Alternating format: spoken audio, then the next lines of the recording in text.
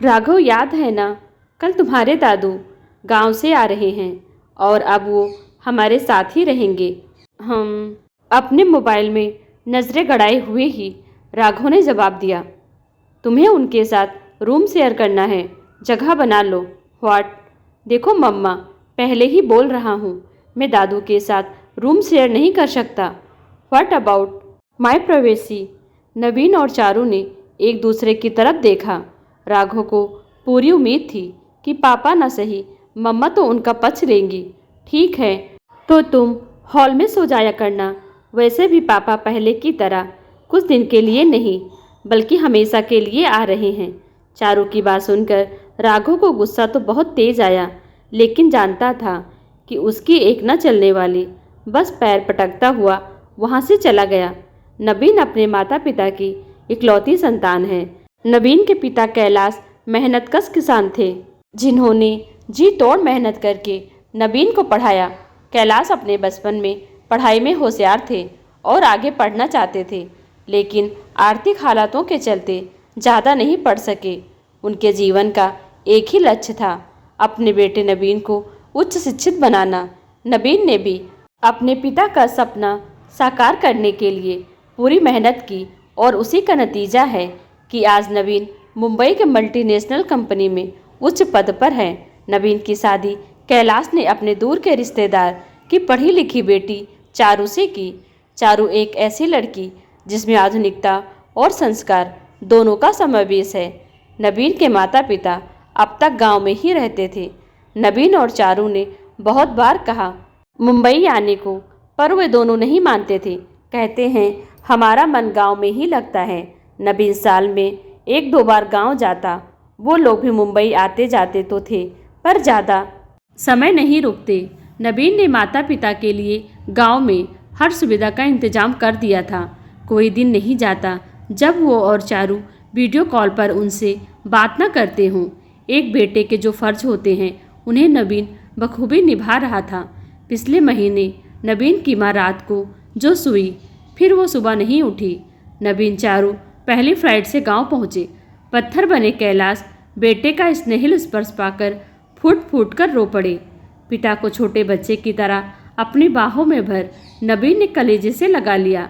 एक उम्र के बाद इंसान खुद को कमज़ोर महसूस करने लगता है। अगर संतान लायक हो तो बुढ़ापे की लाठी बन सहारा देती है, नहीं तो उम्र का ये पड़ाव काटना मुश्किल हो जाता है। नवीन, तेरी माँ चली गई, कपकपाती आवाज़ में इतना बोल अपनी पत्नी के पार्थिव शरीर की ओर देखने लगे। गहरे सदमे में थे। यूं तो जीवन साथी किसी उम्र में भी जाना कष्टकारी होता है, लेकिन बीतते वक्त के साथ लगाव गहरा, बहुत गहरा होता जाता है। शायद इसलिए साथी से अलग होने की पीड़ा भी असहनीय होती है। बेटे का स्पर्श पिता को समझाने के लिए पर्याप्त था कि नवीन सब संभाल लेगा। 13वीं के बाद जब सभी मेहमान विदा हो गए, तब चारू ने अपने ससुर कैलाश जी को समझाया, पापा, अब तक तो आप दोनों थे, इसलिए हम निश्चिंत थे, लेकिन अब आप अकेले यहाँ कैसे रहेंगे? कैलाश जी कुर्सी पर खामोश बैठे रहे। चारू ने उनके सामने घुटनों पर बैठ धीरे से उनके झुर्री वाले हाथ थाम लिए। एक अनकहा वादा, एक अबोला आश्वासन, मैंने सब इंतजाम कर दिया है, आप हमारे साथ चल रहे हैं, नवीन ने निर्णय सुनाते हुए कहा, और चारू ने उनके हाथों को और मजबूती से थाम लिया। कैलाश अब भी सिर झुकाए बैठे थे। विचारों का मंथन चल रहा था। सालों से जिस जीवन संगिनी पर निर्भर थे, उसका अचानक चले जाना, खुद की तबीयत का ठीक नहीं रहना, नई जगह में सामंजस्य का डर, अपने गांव को छोड़ने की पीड़ा, और उस सबसे परे बच्चों की परवाह और प्यार, कुछ समझ नहीं आ रहा था। थोड़ी देर कुछ सोचते रहे, फिर चारू के सिर पर हाथ रखकर बोले, ठीक है, लेकिन अभी तुम दोनों जाओ, मैं अगले महीने आ जाऊंगा। बहुत काम है यहाँ, ज़मीन ठेके पर देनी होगी और भी बहुत कुछ समेटना होगा। नवीन चारू वापस आ गए। वे पिता की मनोदशा समझते थे, लेकिन 17 साल का राघव नहीं समझता था। नवीन ने कुछ साल पहले ही 2 BHK फ्लैट खरीदा था। मुंबई जैसे शहर में इतना बड़ा फ्लैट भी खासा महंगा पड़ता है। फ्लैट बहुत बड़ा नहीं था, इसलिए राघव से दादू के साथ रूम शेयर करने के लिए कहा गया था। राघव को लग रहा था कि दादू के आने से उसकी प्राइवेसी में खलल पड़ेगा। ऐसा नहीं था कि राघव को अपने दादाजी से लगाव नहीं था। इससे पहले जब भी वो गांव जाता या कैलाश मुंबई आते तो दोनों की आपस में खूब बनती थी। लेकिन अब मामला कुछ और ही था। दादू मेहमान नहीं, परमानेंट मेंबर के तौर पर घर में रहने वाले थे। ऊपर से टीनएज राघव का मन समझौते के लिए तैयार न था। अगले दिन कैलाश आ तो गए, लेकिन उनके मन में अभी भी संकोच था कि अब मुझे बच्चों के घर में रहना है। चारू ने उनका सामान राघव के कमरे में लगा दिया। राघव मन ही मन दादू के आने से नाखुश था, मगर मम्मी पापा के सामने कुछ कहने की हिम्मत नहीं कर सकता था। जानता था कि नवीन अपने पिता को कितना प्यार करता है। कैलाश जी ने नई जीवन शैली से दोस्ती करनी शुरू कर दी। इस उम्र में बदलाव को स्वीकार करना आसान नहीं होता, लेकिन वो कोशिश कर रहे थे। इतने वर्षों से अपनी बोलचाल और आदतों को पूरी तरह नहीं बदला जा सकता था। ये बात नवीन और चारू तो समझते थे, लेकिन राघव के हिसाब से दादाजी उनकी सोसाइटी में अनफिट थे। चारू कैलाश जी का पूरा ध्यान रखती, समय पर परहेज का खाना, दवाई, शाम को अपने साथ ही घुमाने सोसाइटी के पार्क में ले जाती, जहां कैलाश की कुछ हम उम्र लोगों से दोस्ती होने लगी। वो सुबह को अपने इन दोस्तों के साथ योगा करते और शाम को सैर के बाद कुछ वक्त मंदिर में बिताते। शुरू में उन्हें लिफ्ट में अकेले जाते घबराहट होती थी। चारू ने उन्हें अच्छे से समझाया और अकेले जाने के लिए मोटिवेट किया। पापा आप जाइए, मैं यहीं लिफ्ट के बाहर खड़ी हूँ, कोई परेशानी आने पर आप मुझे कॉल कर देना। कैलाश पहली बार स्कूल जाते बच्चे की तरह घबरा रहे थे। जैसे ही लिफ्ट से बाहर निकले, सामने रणबीर खड़ा था। कैलाश के चेहरे की खुशी और आत्मविश्वास देख गले लग गया। पापा, आज तो आपके लिए हलवा बनना लाजमी है। सच्ची? तुम मुझे हलवा खाने देगा? बिल्कुल पापा, लेकिन ज़्यादा नहीं। कैलाश अब संतुष्ट थे। उनके मन का संशय लगभग खत्म हो चुका था। राघव के व्यवहार को अच्छी तरह समझते थे, बस उसका बचपना मान अनदेखा कर देते। राघव हर वक्त चिड़चिड़ा रहता। वो अपने दादाजी को घर में स्वीकार नहीं कर पा रहा था, या शायद करना नहीं चाहता था। उस दिन संडे था। नवीन और चारू को किसी के यहाँ लंच पर जाना था। जाने से पहले चारू ने कैलाश और राघव दोनों के लिए खाना बनाकर रख दिया था। राघव, हम लंच के जा रहे हैं। तुम्हारा और दादू का खाना मैंने बना दिया है।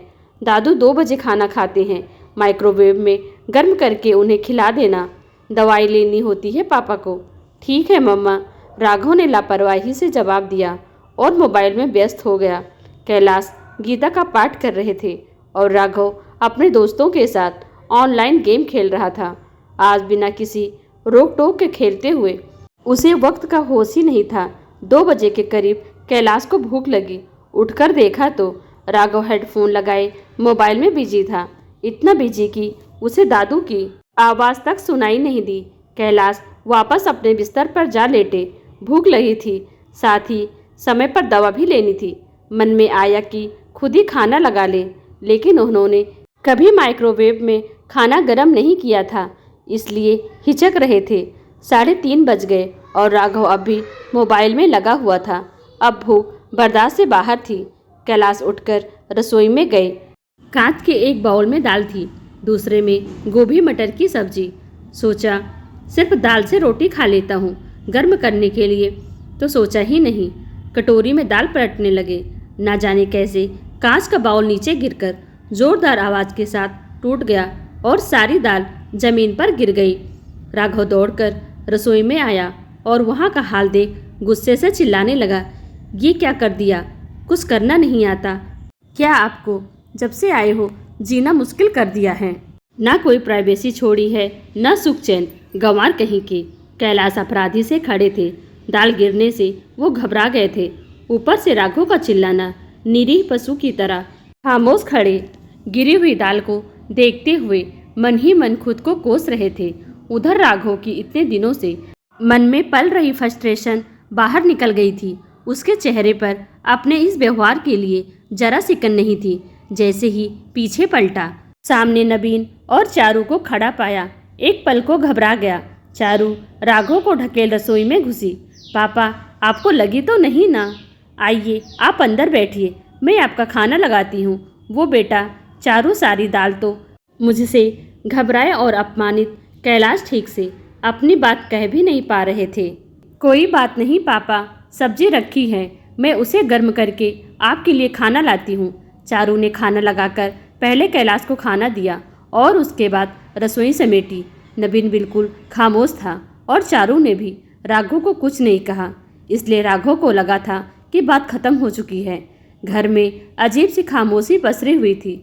हर किसी के मन में अलग अलग विचार चल रहे थे। रात को डाइनिंग टेबल पर जब सब इकट्ठे हुए, कैलाश बुझे हुए आहत थे, नबीन भाव शून्य दिख रहे थे और चारू कैलाश को नॉर्मल फील करवाने की कोशिश कर रही थी। वहीं राघव के हिसाब से कुछ हुआ ही नहीं था। कुछ देर बाद नबीन बोला, राघव, तुम कल गांव जा रहे हो। तुम्हारे स्कूल 1 महीने बाद खुलेंगे। तब तक तुम गांव में रहोगे और खेत के काम करोगे। मेरी ठेकेदार से बात हो गई है, वो तुम्हें खेत में काम करने के लिए 1 महीने का पैसा भी देगा। गांव क्यों, अब वहाँ क्या है, दादू भी यहीं आ गए हैं। तुम गांव जा रहे हो क्योंकि जो इंसान मेरे पिता का सम्मान नहीं कर सकता, उसके लिए मेरे घर में कोई जगह नहीं है। अब तुम मेरे घर में नहीं रह सकते।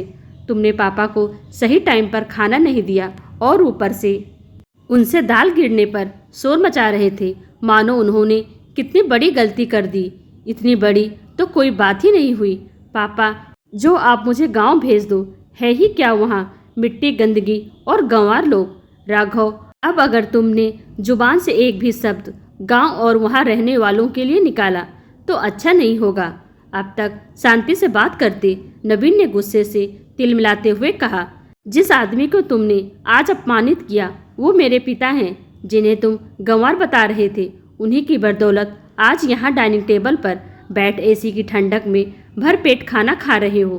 तुम्हारे महंगे स्कूल की फीस जा रही है, तुम्हारे शौक पूरे हो रहे हैं। बस कर नबीन, बच्चा है वो, हो गई गलती, जाने दे बेटा, जाने दूँ। नहीं पापा, अब इतना छोटा नहीं रहा ये। रही बात गलती की तो इसे अपनी गलती लग ही कहाँ रही है। इसके हिसाब से इसने कुछ गलत नहीं किया। परिवार के सबसे बड़े सदस्य पर चिल्लाकर, मेरे पापा से ऊंची आवाज़ में बात करके, उन्हें गंवार कहकर भी इसने कोई गलती नहीं की है। राघव, जिन्हें तुमने आज गंवार कहा है ना, उनके पैर की धूल भी नहीं हो तुम। मैंने देखा है अपने पापा को मेहनत करते, एक एक पैसा जोड़कर मुझे पढ़ाते हुए। कोल्हू के बैल की तरह लगे रहते थे पापा। सिर्फ एक ही धुन थी कि मेरा बेटा पढ़ ले, और आज वही बेटा अपने पिता का अपमान बर्दाश्त कर लेगा। ये तुमने सोच भी कैसे लिया? चारू बिल्कुल खामोश बैठी थी। उसके हाव भाव से साफ पता चल रहा था कि वो नबीन से सहमत है। शायद ये फैसला दोनों ने मिलकर ही लिया था। ये घर मैंने बनाया है, लेकिन इसकी नींव का पत्थर मेरे पापा हैं। राघव, उम्र के इस पड़ाव पर ही संतान की ज़रूरत होती है। आज तुम उनसे ऊंची आवाज़ में बात कर रहे हो तो कल हमें घर से ही निकाल दोगे। खाना खाकर पैकिंग कर लेना, मैंने ट्रेन की टिकट करवा दिए हैं।